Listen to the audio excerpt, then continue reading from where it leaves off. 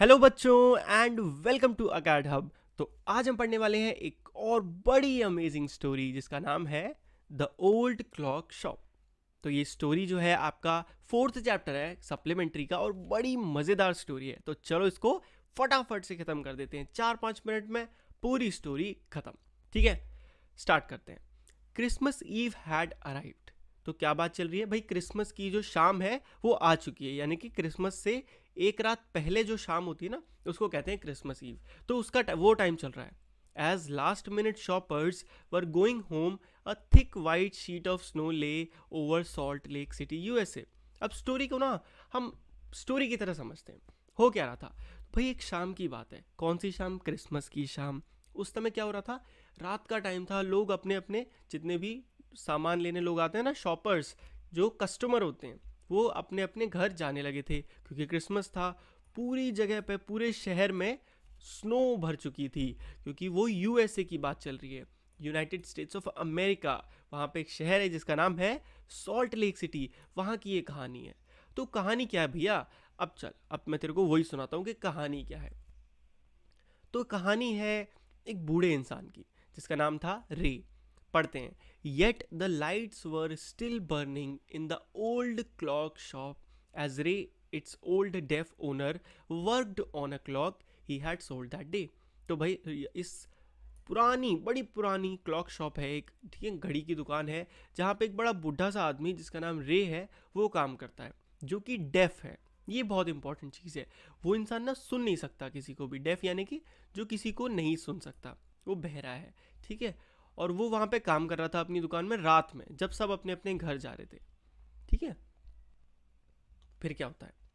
Having finished his work, तो जैसे ही उसने अपना काम खत्म करा, Ray stood up and was on his way to back room when a cold rush of air from the front door hit the back of his neck. जैसे ही उसका काम खत्म हुआ, वो खड़ा हुआ, पीछे मुड़ा और अपने घर की तरफ जाने लगा कि तभी पीछे उसको अपने नेक पे, यानी कि गले के पीछे उसको ठंडी हवा फील हुई, क्योंकि बाकी जगह तो कपड़े पहने हुए थे, वहीं नेक पे ठंडी हवा फील हुई, जो कि पता चल गया था कि सामने वाले गेट से आई है। तो he turned to meet a last minute shopper. तो वो मुड़ा क्योंकि उसको लगा कि लास्ट मिनट यानी कि जब दुकान बंद होने वाली होती है और कोई कुछ सामान लेने आता है तो उसको कहते हैं लास्ट मिनट शॉपर, यानी कि उसे लगा कोई कुछ लेने आया है। But his old wise eyes told him that this was not a shopper. But उसकी बूढ़ी और वाइज यानी कि बुद्धिमान आंखें जो थी, उन्होंने उसे बता दिया कि ये कोई शॉपर नहीं है, यानी कि ये कोई कस्टमर नहीं है, ये कुछ लेने नहीं आया है। तो फिर आखिर वो कौन था भैया? अभी सुना रहा हूँ story. He saw two men, उसने दो लोगों को देखा। One in his twenties, the other closer to 50। यानी कि दो लोग आए उसकी दुकान में, जो एक था वो 20s के करीब का था और जो दूसरा था वो 50s से करीब का था, मतलब काफ़ी एजेड था उससे। ठीक है, जो यंग मैन था 20 वाला, वो तो गेट पे ही रुक गया। वो गेट पे ही रुक गया वहीं उसकी दुकान के, और वहीं रुका रहा। और जो ओल्डर मैन था वो उसके काउंटर के पास आने लगा with no sign of friendliness, यानी कि उसके मुंह पे बिल्कुल भी दोस्ती का वो नहीं दिख रहा था, वो बहुत गुस्से में लग रहा था।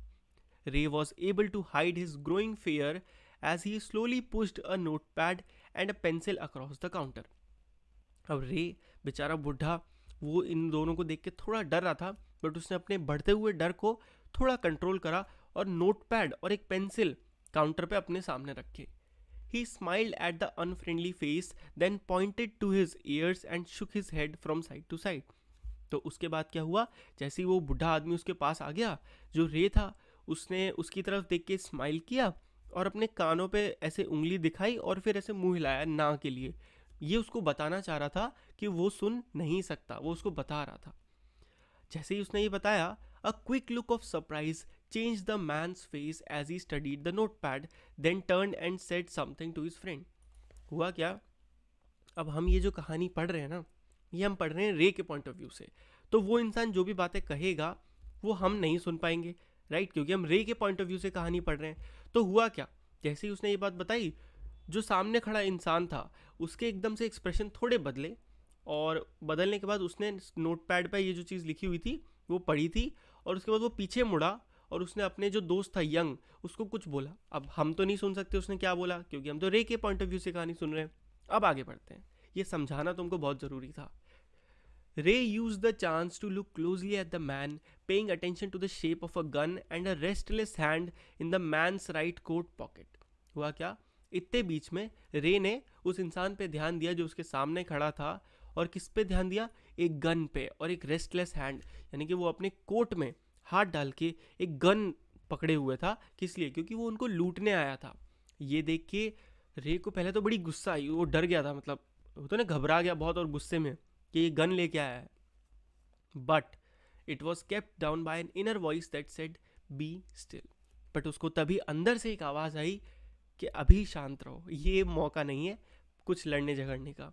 ही wrote on the note pad, may I help you. उसने नोट पैड पर क्या लिखा, may I help you.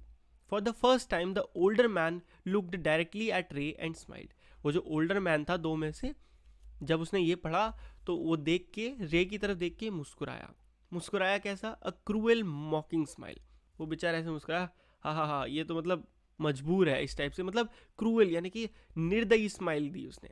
They both understood why he was there. वो दोनों, मतलब रे भी और वो बुढ़ा इंसान, वो दोनों ही समझ चुके थे कि वो यहाँ है, कि भाई अब तो लूटपाट होने वाली है। Why his friend remained at the door, ये भी पता था कि वो क्यों रुका हुआ है, रखवाली करने के लिए। They looked like man who were down on their luck. अब ये एक इंपॉर्टेंट लाइन है, डाउन ऑन देयर लक, यानी कि जिनका बैड लक चल रहा हो, जिन्होंने कुछ बुरा एक्सपीरियंस करा हो। तो वो देखने में कैसे लग रहे थे, जिनके साथ ज़िंदगी में कुछ बुरा हुआ है और अब वो ऐसी चीज़ें करने को तैयार है जिसके लिए बाद में जाके वो सॉरी हो सकते हैं। सॉरी इन द सेंस कि अब वो कुछ क्राइम करने तक को रेडी हैं। समझ रहे हो, ये कहने का मतलब है। द क्लॉक्स टिक्ड ऑन, यानी कि घड़ियाँ जो थी दुकान में वो लगातार टिक टिक कर रही थी और वो चलती जा रही थी। रे कामली रोट अनदर मैसेज, उसने बड़े शांति से, प्यार से एक और मैसेज लिखा। Have you come to pick up a clock और वॉच, कि क्या आप कोई घड़ी या कुछ और लेने आए हैं। Then he pointed to the lone board filled with the hanging clocks. तभी उसने क्या करा, उसकी दुकान में एक बोर्ड लगा हुआ था जिसपे क्या लिखा था, जिसपे लिखा था लोन, यानी कि आप यहाँ दुकान पे से लोन भी ले सकते हैं। पॉकेट वॉचेस, और उसमें बहुत सारी जो वॉचेस थी वो टंगी हुई थी उस वाले बोर्ड के नीचे। He was not a pawn broker. Pawn broker बच्चों कौन होता है, जो कि साहूकार होता है, यानी कि उधार पे पैसे देता है। वो कोई उधार पे पैसे देने वाला इंसान नहीं था रे। But at the same time couldn't say no to the needy people। But उसकी आदत क्या थी, वो किसी भी ज़रूरतमंद इंसान को ना मना नहीं कर पाता था, नो नहीं बोल पाता था। कोई भी उसके पास आता था अपनी पुरानी या कैसी भी घड़ी लेके, और वो उसको उसके बदले में लोन दे देता था। और सिर्फ लोन ही नहीं, उतना जितना उसे नहीं देना चाहिए उससे भी ज़्यादा दे देता था। He loaned more than he should. They would be there when the owners wanted them back at the same price he had paid with no interest. और कई बार तो उसके साथ ऐसी सिचुएशन भी होती थी कि लोग आ जाते थे अपनी घड़ी लेने उतने ही पैसों में जितने में उन्होंने दी थी, और कोई भी इंटरेस्ट नहीं देते थे। इंटरेस्ट आपको पता है ना, जब आप किसी को पैसे उधार पे देते हो तो वो कुछ इंटरेस्ट लगता है, मतलब वो उसको पैसे लेता है कुछ थोड़े थोड़े और बाद में आपके पैसे वापस कर देता है, तो इसे इंटरेस्ट कहते हैं। ठीक है। Then the older man seemed to feel a little easier, took out his hand from his pocket and quickly looked at the watch on his wrist। ये सोच के बेचारा जो ओल्डर मैन ये था ना, ये थोड़ा सा मतलब नॉर्मल हो गया। उसे लगा अच्छा अच्छा, मतलब यहाँ तो कोई टेंशन का वो नहीं है, ये पुलिस को नहीं बुला रहा है ये आदमी, तो ठीक है, वो नॉर्मल खड़ा हो गया। और फिर जब उसने ये लोन वाली बात पढ़ी तो उसने अपने हाथ की तरफ देखा, उसने हाथ पे देखा कि उसके हाथ पे घड़ी बंधी हुई है। ठीक है। And quickly looked at the watch in his wrist. How much will you give me for this. और उसने क्या लिखा उस आदमी ने, कि मेरी ये जो घड़ी है इसके बदले में तुम मुझे कितने पैसे दोगे। रे noticed a little shame in the grey eyes looking at him. ये जो इंसान था इसकी आंखों में रे ने ये बोलते समय, ये लिखते समय थोड़ी शर्म देखी। मतलब अब उसे थोड़ी शर्म आ गई थी कि हाँ यार, मैं तो क्या करने आ गया था, मैं अपने मतलब मैं तो लूटने वाला था अभी किसी को। बट अब वो थोड़ा सा बदल गया था। It was something to exchange a way out of a bad situation. देखो वो जो घड़ी थी ना उसमें कुछ भी स्पेशल नहीं था, वो बड़ी बेकार सी पुरानी घड़ी थी, बट इस समय उसके अंदर एक पावर थी कि वो रे को उस सिचुएशन से बचा सकती थी। कैसे? Knowing that great need had brought the man to his shop in the first place. पहले ही समझ में आ रहा था कि ये इंसान जो शॉप में आए लूटने के लिए, किस वजह से? पैसे की वजह से। पैसे की तो कमी है। रे आस्ट, तो रे ने उससे क्या पूछा, how much do you need for it. उसने लिख के पूछा कि तुम्हें इसके बदले में कितने पैसे चाहिए इसके। The reply came on the note pad, और उसके बाद इंसान ने जो है रिप्लाई करा नोट पैड पे, वॉट एवर इट्स वर्थ, यानी कि इसकी जो भी कीमत है वो मुझे दे दो। Ray reached into his cash box, pulled out a $50 note and passed it into the man's hand. Ray ने क्या करा, अपने कैश बॉक्स में गया, गले में से $50 का नोट निकाला और उस इंसान के हाथ में दे दिया। As they shook hands, Ray looked into the man's eyes, they seem to say thank you of course. जैसे ये देने के बाद उन दोनों ने हाथ, मतलब एक दूसरे हाथ मिलाए ना पैसों के लिए, तो ये देखते टाइम उस इंसान ने आंखों में उसके थैंक यू देखा कि भाई बड़ी खुशी की बात है, कि क्यों देखा ये समझो। They both new the watch wasn't worth that much. वो दोनों जानते थे कि वो घड़ी इतनी महंगी नहीं थी, उसकी कीमत बहुत कम थी। Before turning to leave, the man wrote, जाने से पहले उस मैन ने क्या लिखा, I will be back to pick it up soon as I can. उसने लिखा मैं जल्दी से जल्दी वापस आऊँगा जितना मुझसे हो सके, एंड मेरी क्रिसमस, और उसने मेरी क्रिसमस भी लिखा।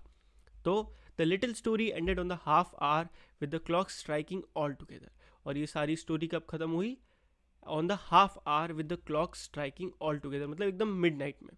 द टाइम पीसेज, एक साथ सारी घड़ी बज पड़ी। द टाइम पीस मतलब घड़ी which had been looking on silently all the while, इतनी सारी घड़ियाँ जो इतनी देर से शांत थी और ये सब देख रही थी, मतलब एक कहा जाता है बस, एकदम से वो बज पड़ी थी सारी।